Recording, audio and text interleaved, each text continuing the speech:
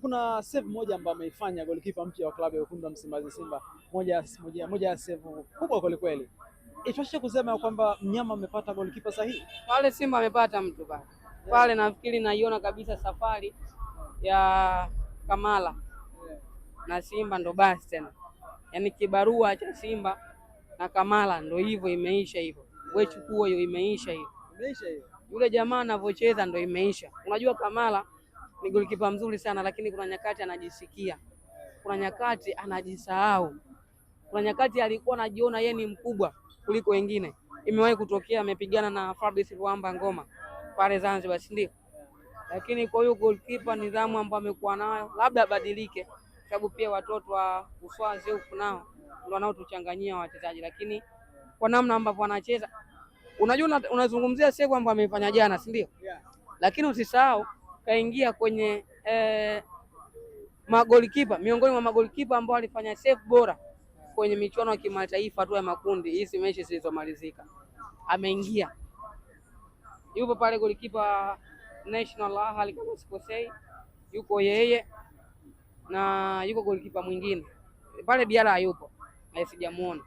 Kwa hiyo nafikiri tumpe muda, ni golikipa ambaye akijaa golini unaona kweli kuna golikipa, hamna shati pale. Kwa hiyo akiwa golini anajaa kweli kweli, anajaa vibaya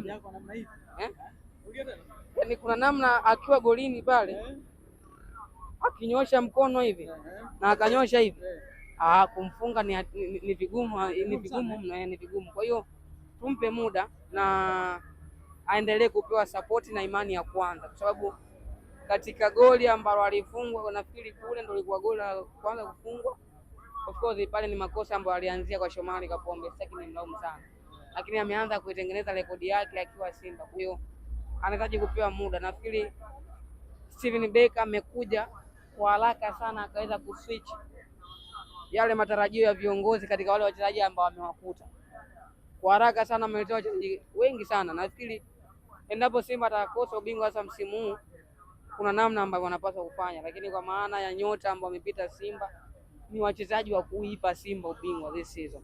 Haijalishi watatolewa kwenye michuano ya kimataifa ama wataendelea, lakini wana timu ya kuwapa ubingwa. Na kitu ambacho mimi naamini ama naweza nikasema, mimi binafsi naona Simba akitolewa kwenye michuano ya kimataifa. Una imani na Simba? Sio kama sina imani. Una imani na Libasi? Simba tayari wameshachelewa. Yaani wakati ambao wanaamka, wakati ambao wananawa uso, kuna watu tayari washaoga wakaenda kazini.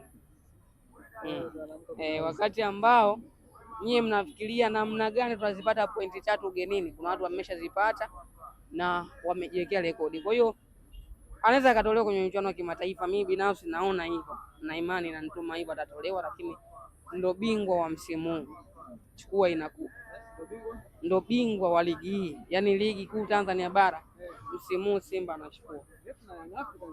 Najua kuna gepu, najua Yanga wana kikosi bora, na heshimu kila kitu ambacho Yanga wanacho, lakini namuona Simba akichukua ubingwa ligi kuu Tanzania bara this season. Chukua maneno yake. Sawa, tuambie kwenye sakata la Elie Mpanzu. Inasemekana Fadu Davis kutoka Raja Casablanca anamhitaji Elie Mpanzu, lakini pia huku za chini chini ni kwamba Young Africans pia nao wanamhitaji. Unazipata hizo? Huyu Fadu huyu asisahau kama Simba ndio imemlea, asisahau kama Simba ndio imemtengenezea hiyo rekodi. Sasa naona anataka kuibomoa Simba, kwa sababu alianza na Aua ikashindikana. Mara amerudi kwa Mpanzu tena, na kwa Mpanzu anaweza akafanikiwa kwa sababu ya ushawishi ambao umekuwepo. Yanga nao hawana dogo, mchezaji wao hawana dogo, inawezekana pia hata ni mbinu, ama na hawa Yanga mimi wasiwaamini sana. Unaweza ukashangaa ni mbinu. Katika kosa ambalo Simba hapaswi kulifanya ni kumwacha Elie Mpanzu. Ndio kuna wachezaji wazuri sana, tumewaona wachezaji kama kina Libasi Gwe, kina Morris Abraham ambao wamekuja na wengine wote ambao wamesajiliwa, lakini usijipe imani kiasi hiko kwamba watakupa kila ambacho unakihitaji, kwa sababu hawa ni wachezaji ambao wanaitafuta rekodi, lakini kuna Mpanzu ambaye ameshatengeneza rekodi. Kwa maana Mpanzu ni sehemu ya mafanikio ya Simba katika msimu huu. Kwenye msimu uliopita wamecheza hatua ya finali CAF Confederation, kwa alikuwa ni miongoni mwa wachezaji ambao wameshiriki. anaijua vyema Simba kuliko Libasi Gwe, anajua vyema Simba kuliko Ismail Tule na wachezaji wengine ambao wamesajiliwa. Kwa hiyo inawezekana kiwango chake kimeshuka, lakini siamini sana katika kumwacha. Hii ni nyakati ambazo mchezaji anazipitia. Kuna nyakati ambazo fomu itashuka na ataonekana ni mchezaji wa kawaida, lakini tusisahau kuna nyakati pia anarudi kwenye ubora wake. Kwa hiyo kwa kile ambacho Mpanzu amekuwa nacho, aina mikimbio akiwa uwanjani, nafikiri endapo atabaki kwenye kikosi cha Simba ataisaidia pakubwa sana, kwa sababu tayari una Chama Triple C, and then kushoto na kulia sasa una Libasi Gwe na Elie Mpanzu. Namba 9 una Black Lion Jonathan Soa. Kwa hiyo sifikiri kama itakuwa ni uamuzi sahihi wa Simba kuachana nao. Ni mchezaji ambaye bado ana mkataba na Simba. Kwa hiyo kwenye mpira ni maisha, kwamba kuna nyakati utakuwa na mchezaji na ataondoka kama utafanya biashara hivyo.